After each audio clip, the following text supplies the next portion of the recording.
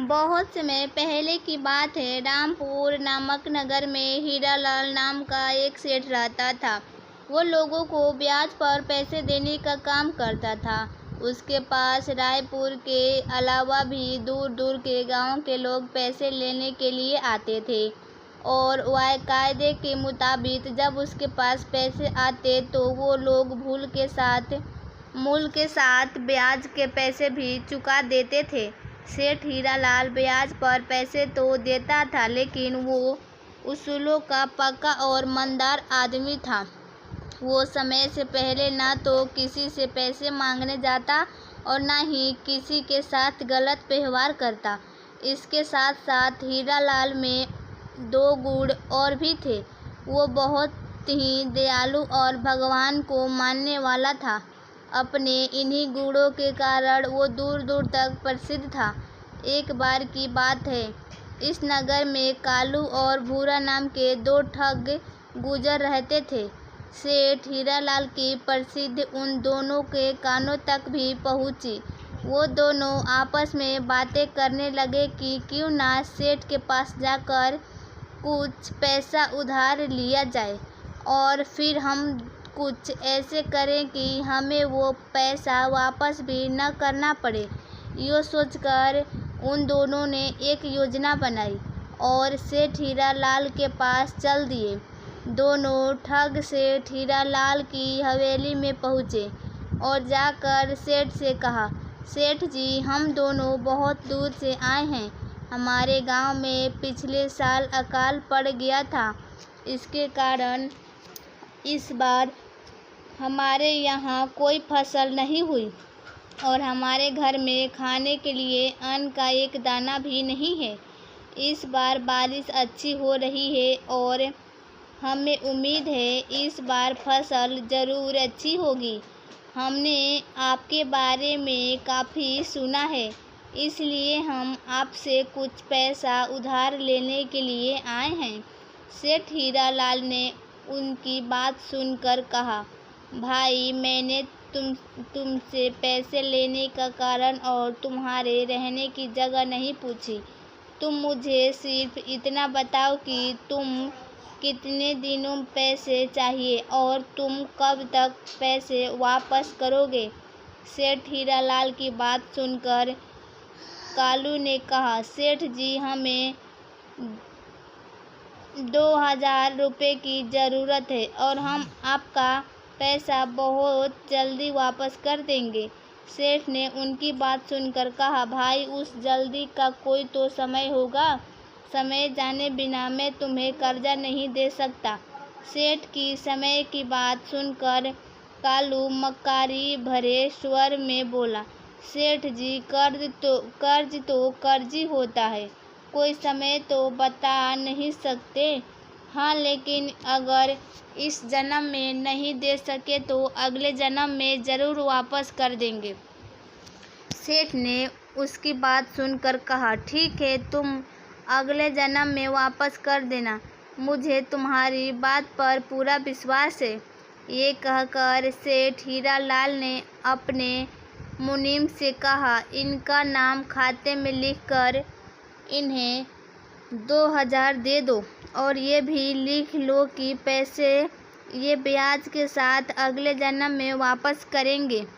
मुनीम ने जब ये सुना तो सेठ से कहा, लेकिन सेठ जी, सेठ ने मुनीम की बात सुनकर कहा, लेकिन कुछ नहीं, तुम्हें जो कहा है वही करो।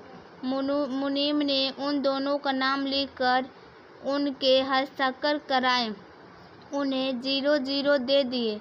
दोनों ठग रुपए पाकर बहुत ही खुश थे। उन्होंने बिना गिने ही रुपए जेब में डाले और सेठ हीरालाल को धन्यवाद देकर वहां से चले गए। वो दोनों बहुत खुश थे कि उन्होंने सेठ को मूर्ख बना दिया। उसके वहां से जाते ही मुनीम ने सेठ से कहा, मालिक, आप जानते हो कि वो आपको पैसा वापस करने नहीं आएंगे और इस कागज़ के अनुसार तो हम कानूनन भी उनसे पैसा वापस नहीं ले सकते। तो फिर आपने उनको पैसा उधार क्यों दिए? सेठ ने मुनीम की बात सुनकर कहा, मुनीम जी, ये सब कुछ मैंने जानबूझकर किया, और ये मैंने क्यों किया ये बात तुम्हें समय आने पर पता चलेगा। और एक बात याद रखना, कर्ज कर्म के समान होता है। इस जन्म में लिया गया कर्ज अगले जन्म में भी मनुष्य के साथ रहता है, और उसी के अनुसार ही मनुष्य को नया जीवन मिलता है। सेठ हीरालाल की ये बातें मुनीम को समझ में नहीं आई। उधर दोनों ठग खुशी खुशी अपने रास्ते पर चले जा रहे थे। तभी कालू ने कहा, ये सेठ तो हमारी उम्मीद से ज़्यादा बेवकूफ़ निकला। मैं तो सोच रहा था कि हमारे अगले जन्म की बात सुनकर सेठ हमें पैसे नहीं देगा, लेकिन उस बेवकूफ़ ने तो हमें इतनी बड़ी रकम कर्ज में दे दिया। उस मूर्ख ने इतना भी नहीं सोचा कि अगले जन्म में भला ये उधार कौन चुकाएगा। उसकी बात सुनकर भोलू ने कहा, चलो, हमें इससे क्या लेना देना, हमारा तो इसमें फ़ायदा ही फ़ायदा है। चलो अब किसी दूसरे गांव में जाकर कुछ दिन आराम से रहते हैं। दोनों को चलते चलते काफ़ी समय हो गया था। रात होने वाली थी। दोनों ने सोचा कि रात होने वाली है, किसी के घर में रहने के लिए जगह ढूंढे जाए। ये सोचकर उन्होंने एक घर का दरवाज़ा खटखटाया। वह घर एक किसान का था। किसान बाहर आया। कालू ने किसान से कहा, भाई, हम दोनों को परदेसी हैं और रात गुजारने के लिए जगह चाहते हैं। जब किसान ने उसकी ये बात सुनी तो कहा, कोई बात नहीं भाई, मैं आपको आपके रहने का इंतज़ाम करता हूँ। ये कहकर किसान ने अपने घर के आंगन में उनके लिए चारपाई बिछा दी और उनको कहा, अगर आपको खाने की ज़रूरत है तो मैं आपको खाना भी खिला सकता हूँ। उन दोनों ने किसान की बात सुनकर कहा, नहीं भाई, खाने की हमें ज़रूरत नहीं है, हम सिर्फ आराम करना चाहते हैं। हमें आपने रुकने के लिए जगह दी, बस इतना ही काफ़ी है। दोनों ठग काफ़ी थके हुए थे, इसलिए वो जल्दी ही सो गए। अचानक आधी रात के समय कालू को कुछ आवाज़ सुनाई दी, जिसके कारण उसकी नींद खुल गया। कालू वो आवाज़ सुनकर डर गया और उठकर बैठ गया। जब उसे कुछ समझ में नहीं आया तो उसने भोलू को उठाया और सारी बात बताई। दोनों बहुत ध्यान से उन आवाज़ों को सुनने लगे। दोनों बोलने वाले की तलाश में इधर उधर देखने लगे, लेकिन आसपास तो क्या, दूर दूर तक उन्हें कोई नज़र नहीं आया। हाँ, थोड़ी दूर पर दो बैल ज़रूर खड़े हुए थे। जब दोनों ने ध्यान से उन बैलों की तरफ देखा तो वो बुरी तरह से चौंक गए। असल में ये आवाज़ उन बैलों की ही थी, जो मनुष्य की भांति एक दूसरे से बातें कर रहे थे। ये देखकर कालू बोला, बैल और मनुष्य की तरह बातें कर रहे हैं, ऐसा कैसे हो सकता है? उसकी बात सुनकर बोलू ने कहा, भाई, ये देखकर तो मैं भी परेशान हूँ, लेकिन ये बिल्कुल सच है कि दोनों बैल आपस में बातें कर रहे हैं। फिर कुछ सोचकर दोनों उन बैलों की बातें ध्यान से सुनने लगे। दोनों बैलों में से एक बैल ने कहा, मित्र, आज मेरी तुम्हारे साथ आखिरी रात है। पहले बैल की बात सुनकर दूसरा बैल बोला, मित्र, मैं भी तुम्हें यही कहने जा रहा था। अच्छा, पहले तुम बताओ कि तुम ऐसा क्यों कर रहे हो? उसकी बात सुनकर दूसरे बैल ने कहा, वो इसलिए, अपना जो मालिक है उससे मैंने पिछले जन्म में रुपए कर्ज लिए थे, लेकिन मैं पिछले जन्म में उसके पैसे वापस नहीं कर पाया, इसलिए महीने से उसके पास उसकी बैलगाड़ी में जुताई कर रहा हूँ। कर्जा चुक रहा था। कल मेरा कर्जा पूरा हो जाएगा और सुबह ही मेरी मृत्यु हो जाएगी। उसकी बात सुनकर दूसरा बैल बोला, मेरी भी यही कहानी है दोस्त, लेकिन तुम बहुत खुशनसीब हो जो तुम्हारा कर्ज खत्म हो गया और तुम्हें कल छुटकारा मिल जाएगा, लेकिन मेरे भाग्य में अभी और दुख झेलना है। कल एक आदमी आए जो मुझे किसान से छीन कर ले जाएगा और फिर अगले कई महीने तक मुझे दुख सहना पड़ेगा। उसकी बात सुनकर पहला बैल बोला, लेकिन वो दूसरा आदमी तुम्हें क्यों ले जाएगा? उसकी बात सुनकर दूसरे बैल ने कहा, यही मेरा भाग्य है, तभी तो हमारा मालिक उससे कर्जा लेकर अभी तक चुका नहीं पाया है। कल वो आदमी आकर अपने पैसे मांगेगा और किसान के ना देने पर वो मुझे डंडे मारता हुआ अपने साथ ले जाएगा। उसकी बात सुनकर पहला बैल बोला, तभी तो काफ़ी मुश्किल वाली बात है, मुझे तुम्हारे साथ पूरी हमदर्दी है। ये सुनकर दूसरा वाला बैल बोला, मुझसे हमदर्दी मत करो दोस्त, ये मेरे पिछले जन्म का कर्म है, इसलिए मुझे इस जन्म में भोगना ही पड़ेगा।